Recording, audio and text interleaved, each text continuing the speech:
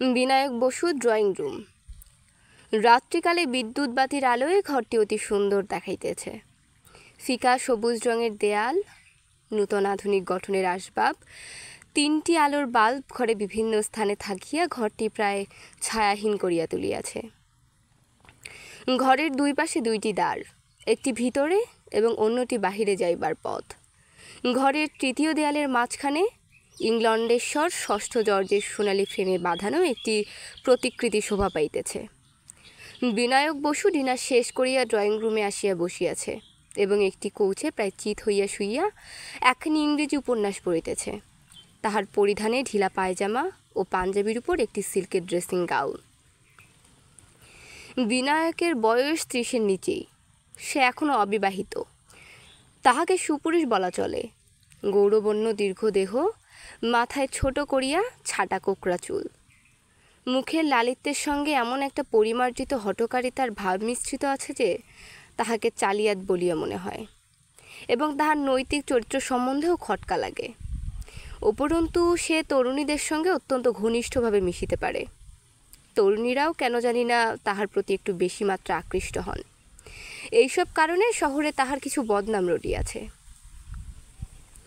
বিনায়ক সহকারী ইঞ্জিনিয়ার। মাস 2 পূর্বে সে পশ্চিমবঙ্গের এই সমৃদ্ধ শহরে বদলি হইয়া আসিয়াছে এবং স্থানীয় অভিজাত সমাজের তরুণী মহলে বিশেষ চাঞ্চল্যের সৃষ্টি করিয়াছে।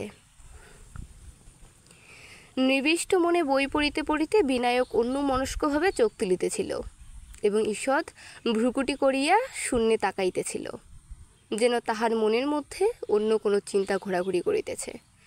একবার সে বই রাখিয়া উঠিল। ঘরের কোণে একটি ক্ষুদ্র আলমারি ছিল। তাহার ভিতর হইতে বোতল ও পেগ বাহির করিয়া পেগ পূর্ণ করিয়া লইয়া আবার আসিয়া বসিল। বই পড়িতে পড়িতে মাঝে মাঝে পেগে চুমুক দিতে লাগিল। বাহিরের দিকে দরজা দিয়া একটি উর্দি পরা ফিটফাট খানসামা প্রবেশ করিল। তাহার হাতে জার্মান সিলভারের রেকাবের উপর একখানি চিঠি। খানসামা নিঃশব্দে প্রভুর সম্মুখে রেকাব ধরিল। বিনায়ক চিঠি তুলিয়া লইয়া ছিঁড়িয়া পড়িল। তাহার ভ্রু একটু উঠিল। সে একবার ঘড়ির দিকে তাকাইল। পাশের টেবিলে বুদ্ধদেব ন্যায় কাছে থাকা সুন্দর একটি টাইমপিস। তাহাতে 10টা বাজিয়া 25 মিনিট হইয়াছে। বিনায়ক চিঠিখানি ড্রেসিং গাউনের পকেটে রাখিল। পেগ তুলিয়া লইয়া খানসামার দিকে না তাকাইয়াই বলিল, তুমি এখন যেতে পারো, তোমাকে আর দরকার হবে না। হ্যাঁ, সদর দরজাটা বন্ধ করবার দরকার নেই। খানসামা জি বলিয়া প্রস্থান করিল। বিনায়ক পেগে একটি ক্ষুদ্র চুমুক দিয়া রাখিয়া দিল। একটি জয়পুরী কৌটার মধ্যে হইতে সিগারেট লইয়া ধরাইয়া ঘরময় পায়চারি করিতে লাগিল। তারপর ঘরের মাঝখানে দাঁড়াইয়া পকেট হইতে চিঠি বাইর করিয়া অনুষ্ঠ কণ্ঠে পড়িল, বিনয়বাবু, আপনার সঙ্গে আমার জরুরি কথা আছে। আজ রাত্রি 10:30টার সময় আমি আসব। সে সময় যেন কেউ না থাকে। ইতি মনিকা নন্দী। বিনায়কের মুখ দেখিয়া তাহার মনের ভাব কিছুই বোঝা গেল না। সে চিঠি মুড়িয়া পকেটে রাখিল। তারপর সিগারেটে একটা টান দিয়া সেটা অ্যাশ ট্রেতে ফেলিয়া পেগ তুলিয়া লইল। পেগ ঠোঁটের কাছে তুলিয়াছে এমন সময় বহির্দ্বারের ওপার হইতে স্ত্রী কণ্ঠের আওয়াজ আসিল, বিনায়কবাবু, আসতে পারি? বিনায়ক ক্ষণে দ্বারের পানে চাহিয়া রহিল। তারপর পেগ নামাইয়া রাখিয়া হাস্যমুখে অগ্রসর হইয়া গেল। বিনায়ক, এসো মনিকা। মনিকা ঘরে প্রবেশ করিল। তাহার আবির্ভাবে ঘরটা যেন ঝলমল করিয়া উঠিল। মনিকা শুধু সুন্দরী নয়, তাহার মুখে চোখে বুদ্ধি ও চিত্তবলের এমন একটি প্রভা আছে যে তাহার দৈহিক সৌন্দর্যকে আরও ভাস্কর করিয়া তুলিয়াছে। মনিকার বয়স 20 বছর। তাহার কবরীতে জুথি ফুলের মালা, পরিধানে চাপা রঙের একটি সূক্ষ্ম বেনারসি শাড়ি, কর্ণে কষ্ঠে মণিবন্ধে মুক্তার লঘু অলঙ্কার। উচ্ছল যৌবনের ছটা বিচ্ছুরিত করিয়া সে যখন বিনায়কের সম্মুখে আসিয়া দাঁড়াইল, তখন মনে হইল সেকালের রাজকন্যারা বুঝি এভাবেই চোখ ধাঁধাইয়া স্বয়ম্বর সভায় আবির্ভূত হইতেন। মনিকার অধরে একটু হাসি লাগিয়া আছে। বিরাগ ও অনুরাগ অবলিশ্যভাবে মিশিয়া গেলে বোধ করি মেয়েদের মুখে এইরূপ হাসি দেখা দেয়। মনিকা বলিল, আমার চিঠি পেয়েছিলেন?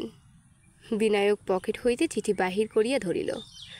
মনিকাকে দেখিয়া তাহার বুক যে গুরু গুরু করিতেছে তাহা তাহার মুখ দেখিয়া বোঝা গেল না। বিনায়ক সেকালের পণ্ডিতগুলো ঠিক ধরেছিল, স্ত্রীজাতির চরিত্র আর পুরুষের ভাগ্য কখন কি ঘটবে বলা যায় না। আমার ভাগ্য যে হঠাৎ এত প্রসন্ন হয়ে উঠেছে তা 10:25 আগে জানতে পারিনি, তাই সামাজিক ভদ্রবেশ পড়বার সময় পেলুম না। মনিকা এই ত্রুটি শিকারের কোনো উত্তর না দিয়া চিঠিখানি লইয়া নিজের ব্লাউজের মধ্যে রাখিল। মনিকা, এটার আর বোধ হয় আপনার দরকার নেই। বিনায়ক মুখ টিপিয়া হাসিল। বিনায়ক, না, তাছাড়া তোমার চিঠি আমার কাছে না থাকাই ভালো, সাবধানের মান নেই। কিন্তু যাক, তোমার সংবর্ধনা করা হয়নি। এসো বসো। মনিকাকে সোফায় বসাইয়া সিগারেটের জয়পুরি বাক্সটা তাহার সম্মুখে খুলিয়া বিনাশক বলিল, নাও। মনিকা একবার বাক্সের দিকে তাকাইল, একবার বিনায়কের মুখের পানে তাকাইল, তারপর শান্ত কণ্ঠে বলিল, আমি সিগারেট খাই না। আপনার পরিচিত মহিলারা কি সকলেই সিগারেট খান? বিনায়ক, সকলেই নয়, তবে কয়েকজন আছেন যারা একটানে একটা আস্ত সিগারেট পুড়িয়ে ছাই করে দিতে পারেন। কিন্তু তুমি যখন ধূমপান করো না, তখন অন্য কোনো পানীয়ের ব্যবস্থা করি, চা, কফি, শরবত। মনিকা পেগের দিকে কটাক্ষপাত করিল। মনিকা, আমার জন্য ব্যস্ত হবেন না, বরং আপনি যা খাচ্ছিলেন সেটা শেষ করে ফেলুন। বিনায়ক, আমি? ও। অর্থপূর্ণ পেগ হাতে তুলিয়া লইয়া বিনায়ক হাসিল। বিনায়ক, তুমি যা ভাবছ তা নয়, আমি মাতাল নই। মাঝে মাঝে ডিনারের পর একটু পোর্ট খাই, শরীর ভালো থাকে। তুমিও ইচ্ছে করলে খেতে পারো, মেয়েদের পোর্ট খেতে বাধা নেই। মনিকা, ধন্যবাদ। পোর্ট আর ব্রান্ডি হুইস্কির মধ্যে কী তফাৎ তা বোঝবার অভিজ্ঞতা আমার নেই, সুতরাং ওটা থাক। বিনায়ক পেগ নিঃশেষ করিয়া রাখিয়া দিল। বিনায়ক, বেশ, তোমার যেমন ইচ্ছে। আমার অতিথি সহকারের ত্রুটি হচ্ছে বুঝতে পারছি, কিন্তু উপায় কি? সে কৌকোচের অন্য প্রান্তে বসিল। মনিকা ঘরের চারিদিকে একবার সপ্রশংস দৃষ্টি বুলাইল। রাজার ছবির উপর দৃষ্টি পড়ায় তাহার ভ্রু ঈষৎ কুঞ্চিত হইল। মনিকা, আপনি খুব শৌখিন লোক দেখছি, কিন্তু রাজার ছবি কেন? ওতে আপনার ড্রয়িং রুমের শোভা আরও বেড়েছে বলে মনে হয়। বিনায়ক, না, ওটা ভেক। মনিকা, ভেক?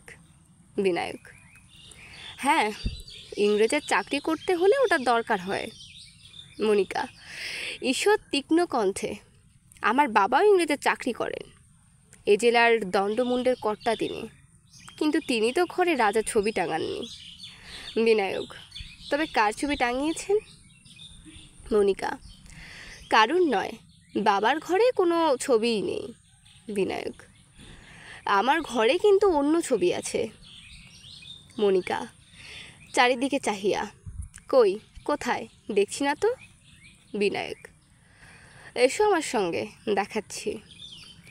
সে উঠিয়া রাজার ছবির দিকে গেল। মনিকাও তাহার অনুবর্তিনী হইল। বিনায়ক ছবির ফ্রেমের উপর একটা বোতাম টিপিতেই রাজার ছবি উল্টাইয়া গিয়া তাহার স্থানে মহাত্মা গান্ধীর ছবি দেখা দিল। মনিকা কিছুক্ষণ বিস্ময়ে নির্বাক হইয়া তাকাইয়া রহিল, তারপর একটু অপ্রতিভভাবে হাসিল। মনিকা, ভুলে গিয়েছিলাম আপনি ইঞ্জিনিয়ার, বেশ কল বানিয়েছেন। সে ফিরিয়া গিয়া কৌচে বসিল। মনিকা, কিন্তু এতে একটা কথা প্রমাণ হলো। বিনায়ক, কি প্রমাণ হলো? মনিকা, প্রমাণ হলো যে আপনার ভেতরে এক, বাইরে আর, আপনি সাদা লোক নন। বিনায়ক হাসিয়া, এতে আশ্চর্য হবার কি আছে? পৃথিবীতে সাদা লোক কটা পাওয়া যায়? তুমি আর যেভাবে আমার সঙ্গে দেখা করতে এসেছো তার মধ্যেও তো লুকোচুরি রয়েছে। মনিকার মুখ একটু লাল হইল। সে তীক্ষ্ণ দৃষ্টিতে বিনায়কের মুখের পানে চাহিল। মনিকা, লুকোচুরি কিছু নেই, আমি আপনাকে কয়েকটা কথা জিজ্ঞাসা করতে এসেছি। বিনায়ক, বেশ তো, কিন্তু সেজন্য এই রাত্রে একলা আসার দরকার ছিল কি? অন্তত তোমার ছোট ভাই শম্ভু সঙ্গে এলে কোনো দোষ হতো না। মনিকা যেন একটু অস্বস্তি অনুভব করিল। একবার চকিত চক্ষে বাহিরের দ্বারের পানে তাকাইল, তারপর একটু তাড়াতাড়ি বলিল, একলা আসার দরকার ছিল। আমার কথা গোপনীয়? এ বাড়িতে আর কেউ নেই তো? বিনায়ক: কেউ না, স্রেফ তুমি আর আমি। বিনায়ক আর চোখে মনিকার পানে তাকাইল। মনিকার মুখে ক্ষণেকের জন্য শঙ্কার ছায়া পড়িল। তারপরেই সে সোজা হইয়া বসিল। তাহার চক্ষু প্রচ্ছন্ন উত্তেজনায় প্রখর হইয়া উঠিল। বিনায়ক তাহার লক্ষ্য না করিয়া বাক্স হইতে সিগারেট লইতে লইতে প্রশ্ন করিল, আপত্তি নেই, খেতে পারি? মনিকা স্বচ্ছন্দে সিগারেট ধরাইয়া বিনায়ক কৌচের পাশে বসিল। কয়েকটা ধোয়ার আংটি ছাড়িয়া বলিল, এবার তোমার গোপনীয় প্রশ্ন আরম্ভ হোক। মনিকা বিনায়কের পানে তাকাইল না। দেয়ালে মহাত্মার ছবির উপর দৃষ্টি নিবন্ধ রাখিয়া ধীরে ধীরে বলিল, আজ সকালে আপনি বাবার সঙ্গে দেখা করতে গিয়েছিলেন? বিনায়ক: হ্যাঁ। মনিকা: আমার সঙ্গে বিয়ের প্রস্তাব করেছিলেন? বিনায়ক: করেছিলুম। চকিতে বিনায়কের দিকে উজ্জ্বল দৃষ্টি ফিরাইয়া মনিকা বলিল, বিয়ের প্রস্তাব করবার কি যোগ্যতা আছে আপনার? সিগারেটের ছাই সন্দর্পণে অ্যাশট্রেতে ঝাড়িয়া বিনায়ক নিরস কণ্ঠে বলিল, যোগ্যতার পরিচয় তো আজ সকালে তোমার বাবার কাছে দিয়েছি। আমি সরকারি ইঞ্জিনিয়ার, বর্তমানে 400 টাকা মাইনে পাই। ভবিষ্যতে মাইনে আরও বাড়বে। আমার স্বাস্থ্যও বেশ ভালো। মনিকা অধীরভাবে: আমি ও যোগ্যতার কথা বলছি না। বিয়ে করবার নৈতিক যোগ্যতা আপনার আছে কি? বিনায়ক: কথাটা একটু পরিষ্কার করে না বলে বুঝতে কষ্ট হচ্ছে। মনিকা: বিনয়বাবু, যে কুমারী আপনাকে বিয়ে করবে সে আপনার কাছে নৈতিক পবিত্রতা আশা করতে পারে, একথা আপনি স্বীকার করেন? বিনায়ক: নিশ্চয়ই স্বীকার করি। শুধু তাই নয়, আমি বিশ্বাস করি যে পুরুষের নৈতিক পবিত্রতা নেই তার বিয়ে করা উচিত নয়। মনিকা কিছুক্ষণ স্থির নেত্রে বিনায়কের পানে চাহিয়া রহিল। মনিকা: তাহলে আপনি বিয়ে করতে চান কোন সাহসে? বিনায়ক গম্ভীরভাবে: আমার সে দাবি আছে। মনিকা অবিশ্বাসের তীক্ষ্ণ হাসি হাসিয়া উঠিল। মনিকা: বিনয়বাবু, আপনি নিজেকে যতটা সাধু বলে প্রমাণ করতে চান, সত্যি আপনি ততটা সাধু নন। আজ আমি নিজের চোখে আপনাকে মদ খেতে দেখেছি। তাছাড়া শহরে আপনার অন্য বদনামও আছে। বিনায়ক: অসম্ভব নয়, বদনাম কার না হয়, কিন্তু মদের কথা যে বললে, আগেই বলেছি আমি মাতাল নই, নিয়মিত মদ খাই না। মনিকা: প্রমাণ করতে পারেন? বিনায়ক হাসিয়া: এ কথা প্রমাণ করা যায় না। মহাত্মা গান্ধীও প্রমাণ করতে পারেন না যে তিনি লুকিয়ে মদ খান না। ওটা তার চরিত্র থেকে অনুমান করে নিতে হয়। তোমার কথাই ধরো, আজ তুমি একলা লুকিয়ে আমার বাড়িতে এসেছো। লোকে যদি মনে করে তুমি রোজ রাত্রে আমার বাড়িতে আসো, সে কথা কি সত্যি হবে? মনিকা: আচ্ছা, ও কথা ছেড়ে দিলুম, কিন্তু আপনি যে স্ত্রী জাতির সঙ্গে খুব ভালোবাসেন এ কথা অস্বীকার করতে পারেন? বিনায়ক হাসিয়া উঠিল। দগ্ধাবশেষ সিগারেট অ্যাশট্রের উপর ঘষিয়া নিভাইয়া বলিল, কি মুশকিল, অস্বীকার করতে যাব কোন দুঃখে? স্ত্রী জাতির সঙ্গ যদি ভালোই না বাসবো, তাহলে তোমাকে বিয়ে করতে চাই কেন? মনিকার দৃষ্টি ক্ষুব্ধ হইয়া উঠিল। মনিকা: হেসে ওঠাবার চেষ্টা করবেন না। 2 মাস হলো আপনি এ শহরে এসেছেন। এরই মধ্যে আপনার সব কীর্তি প্রকাশ হয়ে পড়েছে। অমিতা সেনের সঙ্গে আপনার কী সম্পর্ক তা সবাই জানে। বিনায়কের মুখ সহসা কঠিন হইয়া উঠিল। বিনায়ক: না, কেউ জানে না। ও অমিতার সঙ্গে আমার কি সম্পর্ক তা শুধু আমি জানি আর অমিতা জানে। মনিকা: সত্যি? খুব গোপনীয় সম্পর্ক বুঝি, আমরা জানতে পারি না? বিনায়ক: অমিতা আমার ভাবি ভাদ্রবধূ, তোমরা জানো না। আমার ছোট ভাই বিলেত গেছে, অমিতা তাকে ভালোবাসে। মনিকা থতমত খাইয়া গেল। মনিকা: ও, তাই যদি হয় তাহলে এত লুকোচুরির কী দরকার? বিনায়ক: লুকোচুরির কারণ অমিতার বাবা এ বিয়ের বিরুদ্ধে। তিনি জাতের বাইরে মেয়ের বিয়ে দিতে চান না। মনিকার দৃষ্টি নত হইল, কিন্তু তখনই আবার সে চোখ তুলিল। মনিকা: আচ্ছা, সে যেন হলো। মেয়ে স্কুলের টিচার মিসেস রমা গাঙ্গুলির সঙ্গে আপনার সম্বন্ধটা কীরকম? বিনায়ক: তিনি আমার বান্ধবী। মনিকা মুখ টিপিয়া: বান্ধবী? ও কথাটার অনেক রকম মানে হয়। বিনায়ক ক্ষণেক গম্ভীর হইয়া রহিল। তারপর ঈষৎ ভৎসনাস্বরে বলিল, মনিকা, আমার সম্বন্ধে তুমি যা ইচ্ছে ভাবতে পারো, কিন্তু একটি শুদ্ধ চরিত্রা নিষ্ঠাবতী বিধবা মহিলার সম্বন্ধে ওরকম কথা ইঙ্গিত করলে অপরাধ হয়। মনিকার মুখে লজ্জার রক্তিম আভা ফুটিয়া উঠিল, কিন্তু সঙ্গে সঙ্গে তাহার মেরুদণ্ডও শক্ত হইয়া উঠিল। ক্ষণেক নীরব থাকিয়া সে ঈষৎ তিক্তস্বরে বলিল, আর হাসপাতাল লেডি ডাক্তার মিস মল্লিকা, তিনিও কি শুদ্ধ চরিত্রা নিষ্ঠাবতী মহিলা? তার সঙ্গেও তো আপনার খুব ঘনিষ্ঠতা। বিনায়কের ঠোঁটের কোণে একটু হাসি খেলিয়ে গেল। বিনায়ক, শ্রীমতী মল্লিকার সঙ্গে আমার সম্পর্ক একটু অন্য ধরনের। শিকারের সঙ্গে শিকারীর যে ঘনিষ্ঠতা, তার সঙ্গে আমার ঘনিষ্ঠতাও সেই রকম। ভুল বুঝো না, তিনি শিকারী আর আমি শিকার। ভাগ্যক্রমে এখনও অক্ষত শরীরে আছি। মনিকা হঠাৎ উঠিয়া দাঁড়াইল। বিনায়কের সঙ্গে সঙ্গে উঠিল। মনিকা অস্থিরভাবে ঘরের এটা ওটা নাড়িয়া ঘুরিয়া বেড়াইতে লাগিল, যেন কিছুতেই তাহার মনের অসন্তোষ দূর হইতেছে না। বিনায়ক, কি হলো? আর কোনো প্রশ্ন খুঁজে পাচ্ছ না? মনিকা, কটা বেজেছে, আমি এবার বাড়ি যাব। ঘড়ি দেখিবার জন্য বিনায়ক পেছনে ফিরিতেই মনিকা এক অদ্ভুত কাজ করিল। মদের শূন্য পেকটা তাহার হাতের কাছেই ছিল। কৃপ হস্ত সঞ্চালনে তাহা মেঝেই ফেলিয়া দিল। ঝন করিয়া কাজ ভাঙার শব্দ হইল, এবং প্রায় সঙ্গে সঙ্গে বিদ্যুৎবাতি নিভিয়া ঘর অন্ধকার হইয়া গেল। অন্ধকারের ভিতর হইতে মনিকার উচ্চকিত কণ্ঠস্বর আসিল, ওই যা, এ কি হলো? আলো নিভে গেল। বিনায়কবাবু। বিনায়ক, কোনো ভয় নেই, মাঝে মাঝে এমন হয়। পাওয়ার হাউসে কোনো গোলমাল হয়ে থাকবে। তুমি যেমন আছো তেমনি দাঁড়িয়ে থাকো, নইলে পায়ে কাঁচ ফুটে যেতে পারে। আমি পাশের ঘর থেকে মোমবাতি নিয়ে আসছি। মনিকা, না না, আপনি কোথাও যাবেন না, আমার ভয় করবে। বিনায়কের হাসির শব্দ শোনা গেল। বিনায়ক, আচ্ছা, আমি দেশলাই জ্বালছি। সে ফস করিয়া দেশলাই জ্বালিল। অন্ধকার কিন্তু সম্পূর্ণ দূর হইল না। দুজনকে আবছাভাবে দেখা গেল। মনিকা সেই অস্পষ্ট আলোকে সাবধানে পা ফেলিয়া আবার কৌচে আসিয়া বসিল। দেশলাই কাঠি নিভিয়া গেল। মনিকা, আপনার কাচের গ্লাসটা ভেঙে ফেললুম। বিনায়ক, কি করে ভাঙল? মনিকা, কি জানি, অসাবধানে হাত লেগে গেছিল। বিনায়ক আবার দেশলাই জ্বালিল। দেখা গেল তাহার মুখে একটু বাঁকা হাসি লাগিয়া আছে। বিনায়ক, মদের গ্লাস ভাঙার মধ্যে হয়তো নিয়তির কোনো ইঙ্গিত আছে। মনিকা, তা জানি না। আপনি অত দূরে দাঁড়িয়ে রইলেন কেন? কাছে আসুন, আমার যে ভয় করছে। বিনায়ক মনিকার কাছে গিয়া বসিল। দেশলাই নিঃশেষ হইয়া নিভিয়া গেল। মনিকা, আমার হাত ধরুন। বিনায়ক, হাত ধরলে দেশলাই জ্বালব কি করে? মনিকা, দেশলাই জ্বালতে হবে না। কিছুক্ষণ নীরব। বিনায়ক মনিকার হাত ধরিয়া আছে কিনা অন্ধকারে তাহা দেখা গেল না। বিনায়ক, মনিকা। মনিকা, কি? বিনায়ক, ঘর অন্ধকার। মনিকা, জানি। বিনায়ক, তুমি আর আমি ছাড়া বাড়িতে আর কেউ নেই।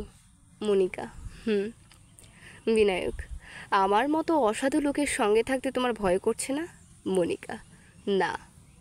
বিনায়ক, তোমরা অদ্ভুত জাত। সাধে পণ্ডিতেরা বলেছেন। মনিকা, পণ্ডিতদের কথা শুনতে চাই না। বিনায়ক, বেশ, চলো তাহলে তোমাকে বাড়ি পৌঁছে দিয়ে আসি। মনিকা, না, আলো জ্বললে বাড়ি যাব। বিনায়ক, আলো কখন জ্বলবে ঠিক নেই, আজ রাত্রে না জ্বলতেও পারে। মনিকা কথা বলিল না। ক্ষণেক পরে বিদ্যুৎবাতি যেমন হঠাৎ নিভিয়া গিয়াছিল তেমনি হঠাৎ জ্বলিয়া উঠিল। দেখা গেল দুইজনে পাশাপাশি কৌচের উপর বসিয়া আছে। মনিকার ডান হাত বিনায়কের বাম মুষ্টির মধ্যে আবদ্ধ। মনিকা বিনায়কের মুখের পানে চাহিয়া মধুর আন্দোচ্ছল হাসিল। তারপর উঠিয়া দাঁড়াইয়া নম্র কুহক কোমল স্বরে বলিল, এবার আমি বাড়ি যাই। বিনায়কে উঠিয়া দাঁড়াইল। বিনায়ক, তুমি আজ আমাকে অনেক জেরা করেছ, আমার একটা প্রশ্নের জবাব দেবে? মনিকা, কি প্রশ্ন? বিনায়ক, আমি ভাগ্যবান কিংবা হতভাগ্য সেটা জানাবে কি? মনিকা বিনায়কের মুখের দিকে পেছন ফিরিয়া দাঁড়াইল, মুখ টিপিয়ে একটু হাসিল। মনিকা, তুমি ভাগ্যবান কিনা জানি না, কিন্তু আমার ভাগ্য মন্দ নয়। বিনায়কের মুখে উদ্ভাসিত হইয়া উঠিল। সে মনিকার সম্মুখে গিয়া তাহার একটি হাত নিজের হাতে তুলিয়া লইল। বিনায়ক, আর তোমার মনে সন্দেহ নেই? মনিকা, না। বিনায়ক হাসিয়া, অন্ধকারের পরীক্ষায় পাশ করেছি তাহলে। মনিকা: হ্যাঁ। কি বললে? অন্ধকারের পরীক্ষা? তুমি তুমি বুঝতে পেরেছো? বিনায়ক: তা পেরেছি। মনিকা: কি করে বুঝলে? বিনায়ক: খুব সহজে। তুমি যখন হাত দিয়ে গ্লাসটা ফেলে দিলে তখন আমি ঘড়ির দিকে তাকিয়েছিলাম। ঘড়ির কাছে সবই দেখতে পেল। তারপরেই আলো নিভে গেল। বুঝতে দেরি হলো না যে গ্লাস ভাঙার শব্দটা সংকেত। তোমার যে সহচরটি বাইরে দাঁড়িয়ে আছেন তিনি বারান্দায় মেইন সুইচ বন্ধ করে দিলেন। সহচরটি বোধহয় শম্ভু, না? মনিকা নীরব বিস্ময়ে ঘাড় নাড়িল। বিনায়ক: এরপরে তোমার এই রাত্রিরে আমার সঙ্গে দেখা করতে আসার প্ল্যানটা পরিষ্কার হয়ে গেল। অন্ধকারে আমি কোনো অসভ্যতা করি কি না তাই পরীক্ষা করতে চাও। যখন বুঝতে পারলাম তখন পরীক্ষায় পাশ করার শক্ত হলো না। মনিকার মুখ আবার সংশয়াকুল হইয়া উঠিল। মনিকা: কিন্তু কিন্তু আমার সন্দেহ তো তাহলে গেল না। তুমি যদি জেনে শুনে... বিনায়ক হাসিয়া তাহাকে কাছে টানিয়া লইল। বিনায়ক: একটু সন্দেহ থাকা ভালো। কবি বলেছেন, ক্ষুদ্র হৃদয়ের প্রেম একান্ত বিশ্বাস হয়ে আসে জ্বর মৃতবৎ, তাই তারে মাঝে মাঝে জাগায় তুলিতে হয় মিথ্যা অবিশ্বাসে। কিন্তু মনিকা, আমি যদি সত্যি অসভ্যতা করতুম, শম্ভু এসে অবশ্য আমাকে উত্তম মধ্যম দিত। কিন্তু তুমি কি করতে? মনিকার মুখ কাঁদো কাঁদো হইয়া উঠিল। মনিকা: কি আর করতুম, তোমাকেই বিয়ে করতুম। তুমি কি আমার কিছু রেখেছ? আমার নিজের ইচ্ছে বলে কি কিছু আছে? দুহাতে মুখ ঢাকিয়া মনিকা কাঁদিবার উপক্রম করিল। স্নেহে আনন্দে বিনায়কের মুখ কোমল হইয়া উঠিল। সে মনিকার চুলের উপর একবার লঘু স্পর্শে হাত বুলাইয়া উচ্চকণ্ঠে ডাকিল, ওহে শম্ভু, ভেতরে এসো। 18 বছরের হৃষ্টপুষ্ট বলবান যুবক শম্ভু একটি হকি স্টিক হাতে লইয়া প্রবেশ করিল এবং প্রসন্ন মুখে দন্ত বিকশিত করিল। বিনায়ক: শম্ভু, তোমার বোনকে শিগগির বাড়ি নিয়ে যাও। আর বেশি দেরি করলে আমার বদনাম রটে যাবে।